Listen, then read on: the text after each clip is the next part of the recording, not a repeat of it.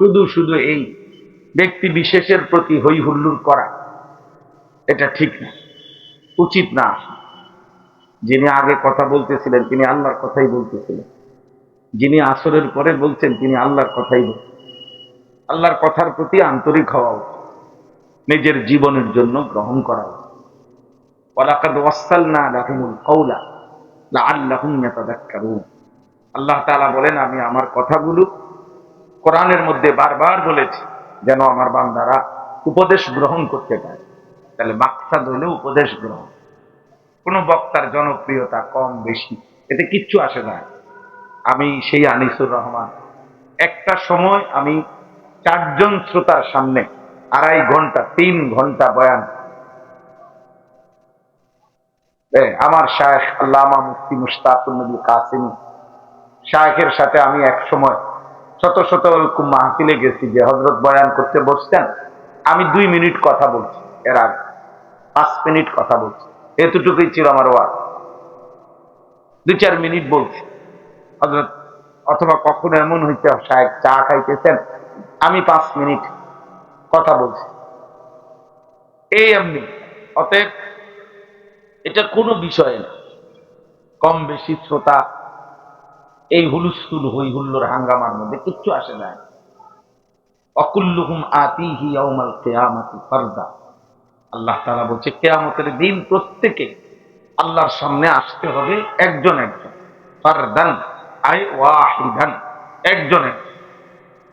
আমাকেই আমার রাত, আমার দিন, আমার সকাল দুপুর, আমার হিসাব আমাকেই দিতে হবে, আমাকেই দিতে হবে। 1 কোটি মানুষ ভক্ত থাকুক আর 10 কোটি, কিছু আসে না। কিয়ামতের দিন একাই হিসাব দিতে হবে। কোরআনুল কারীমের মধ্যে আছে, আল্লাহ তাআলা বলেন ওয়াকিফুহুম ইন্নাহুম মাসউলুন। আল্লাহ বলবেন ফেরেশতাদেরকে, আমার বান্দাদেরকে সারিবদ্ধভাবে দাঁড় করাও, আমি আল্লাহ একজন একজন করে জিজ্ঞেস করি। মা লাকুম লা তানাসারুন। আল্লাহ বলবেন তোমরা পরস্পর পরস্পরকে আজ হাসরের ময়দানে সাহায্য করছো না কেন? তুমি ওর পক্ষে বলো, ও লাগে না চিল্লাইছিলা, লেগে বলো কি হলো তোমার, বলো না কেন? আল্লাহ বলবেন মা লাকুম লা তানাসারুন, কি হলো তোমাদের, একজন আরেকজনকে সাহায্য করছো না কেন? বাল হুমুল ইয়াউমা মুস্তাসলিমুন। আল্লাহ বলে না, বরং আজ সবাই আমি আল্লাহর সামনে মাথা নিয়ে থাকি, আত্মসমর্পণ করে থাকি, একজন আলাদা আলাদা আলাদা আলাদা। এই কথাটা বোঝা উচিত, এই কথাটা আমাদের প্রত্যেকের বোঝা।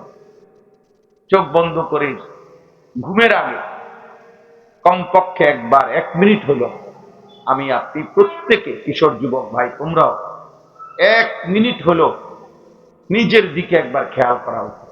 আজকে সারাদিনে আমি আনিসুর রহমান, আমি ব্যক্তি আনিস, আমার হালাত, দেশ জাতি কি হইছে না হইছে সব দোস্ত। এই জন্য খামখেয়ালি না, কারো জনপ্রিয়তা দিয়া কারো কিচ্ছু আসে না। আমাকে 1 কোটি মানুষও যদি চিনে তা আমার কবরের আযাব মাফ তো তাহলে আমি এটা দিয়ে কি করব? আমি এই ব্যাপক জনপ্রিয়তা দিয়া কি করব? আমি তো ইলেকশনে কোনো প্রার্থী না, আমার কোনো মার্কাও নেই, কোনো মার্কার পক্ষে আমি প্রচারণাও করি, ওইগুলো বুঝি কম। তাহলে অতএব কারো জনপ্রিয়তা দিয়া কারো কিচ্ছু আসে না, আপনাদেরও না আমারও না। ঈমান আমলের ভিত্তিতে আপনাদেরও না যাক আমারও না। জাযাআন বিমা কানু ইয়ামালুন। কোরআনুল কারীমে আছে, আল্লাহ তাআলা বলতেন বান্দাকে যখন জান্নাত দিবে, জান্নাতের নিয়ামত দেবে, তো আল্লাহ বলবে এটা তোমার সারা জিন্দেগীর আমলের বিনিময়। জাযাআন বিমা কানু ইয়ামালুন, বান্দা এ তোমার আমলের বিনিময়, এ তোমার চোখের পানির বিনিময়, এ তোমার মেহনতের বিনিময়। তাহলে ভাই শুরুতে আমি এটা বলে নিলাম, এই মূল কথা প্রথম এটা, ওয়ালতানজুর নাফসু, প্রত্যেকেই আলাদা হিসাব করো। ছেলেরা আজকে তোমরা অনেক ছেলে নওজোয়ান কোনোভাবেই ভাবতেছ না নিজের মতো করে চুল, চেহারা, লিবাস, পোশাক, আচরণ, উচ্চারণ, পছন্দ অপছন্দ, নিজেদের আবেগ, অনুভূতি, ভালোবাসা, ইচ্ছা, আকাঙ্ক্ষা, প্ল্যান, প্রোগ্রাম, পরিকল্পনা, রাত দিন সময়ের এই লম্বা হায়াত ঘন্টার পর ঘন্টা মন মতো শেষ করতে কি করছো নিজেই জানো না। আরে ভাই, কমপক্ষে নিজের সাথে নিজে মিলাও, হিসাব মিলা। আমাদের শায়েখ আরিফ বিল্লাহ হাকিমুন নফস আল্লামা মুফতি মুশতাকুর নবী কাসিম আমারে ব্যক্তিগতভাবে শায়েখ অনেক দিন বলছে, মাওলানা ওয়াজ মাহফিলের কারণে যেন জামাত ছুটে না যায়, ওয়াজ মাহফিলের কারণে যেন নামাজ ছুটে না যায়, জামাত ছুটে না যায়। অর্থাৎ সেদিন কিছুদিন আগেও বলছে, মাওলানা এই ওয়াজ মাহফিল হইতে পারে যেদিন আমাদের মৃত্যু হবে সেদিনও পৃথিবীতে ইমানদারও থাকবে, নাফরমানও থাকবে, অনুগত অবাধ্য থাকবে, কিন্তু আমি যদি আমার আখিরাত বরবাদ করি, হইতে পারে আমার মৃত্যুর পরে কেউ বদলে যাবে, কিন্তু আমি যদি আমার আখিরাত নষ্ট করি তাহলে আমি কি জবাব দেব বলে? হইতে পারে ছেলেটা পাল্টে যাবে, ভালো হয়ে গেল, কিন্তু আমি যদি নিজের আখিরাত নষ্ট করি, নিজের ঈমান আমল আখিরাত নষ্ট করি, তা আমি কি বলবো? কি বলবো?